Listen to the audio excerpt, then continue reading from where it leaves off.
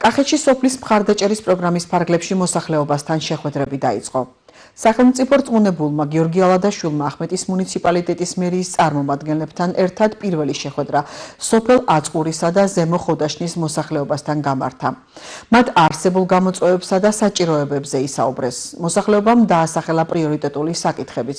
კახეთის მასშტაბით სოფლის მხარდაჭერის პროგრამის ფარგლებში შეხვედრები 254 დასახლებულ პუნქტში გაიმართება. ცენტრალური ბიუჯეტიდან რეგიონში 4.455.000 ლარია გამოყოფილი. კახეთის რეგიონში სოფლის მხარდაჭერის პროგრამის ფარგლებში დავიწყეთ მოსახლეობასთან შეხვედრა. დღეს გავმართეთ ახმეტის მუნიციპალიტეტის სოფელ აწყურის და ზემო ხოდაშენის მოსახლეობასთან შეხვედრა. აღსანიშნავია, რომ კახეთის რეგიონში სოფლის მხარდაჭერის პროგრამის ფარგლებში განხორციელდება 254 დასახლებულ პუნქტში მოსახლეობასთან შეხვედრა. სოფლის მხარდაჭერის პროგრამის ბიუჯეტი ჩვენს რეგიონში გამოყოფილია 4.455.000 ლარი.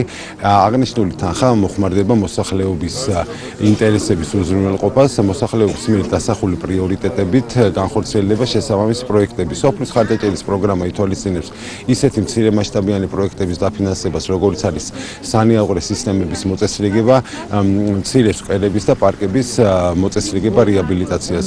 სწორედ ამიტომ აღნიშნული პროგრამა გულისხმობს, რაც შეიძლება უფრო მეტი კომუნიკაცია და რაც შეიძლება უფრო მჭიდრო კომუნიკაციაში ვიყოთ კიდევ უფრო მოსახლეობასთან და პროექტები მაქსიმალურად მათ საჭიროებებზე იქნეს დავიწყეთ უკვე სოფლის პროგრამების ფარგლებში მოსახლეობასთან შეხვედრა. დღეს ჩვენ შევხვდით ორ სოფელს, ეს არის სოფელი აწყური და სოფელი ხოდაშენი.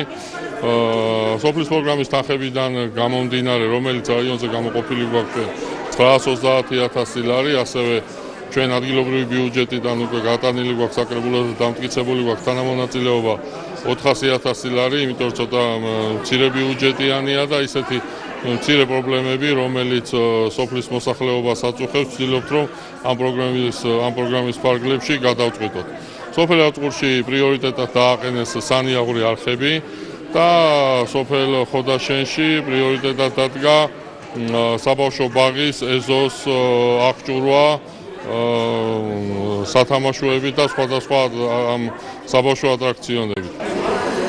იმედია, ყველაფერი კარგად შესრულდება. სხვადასხვა პრობლემებია, რა თქმა უნდა, სოფლის პროგრამა განიხილავს იმას, რომ ყველაფერი ისე იყოს, როგორც მოსახლეობა ჭირდება. იმედი მაქვს, ჩვენი ადგილობრივი ხელისუფლება და ზოგადად ქვეყნის ხელისუფლება იზრუნებს ამ ყველაფრის მოსაგვარებლად.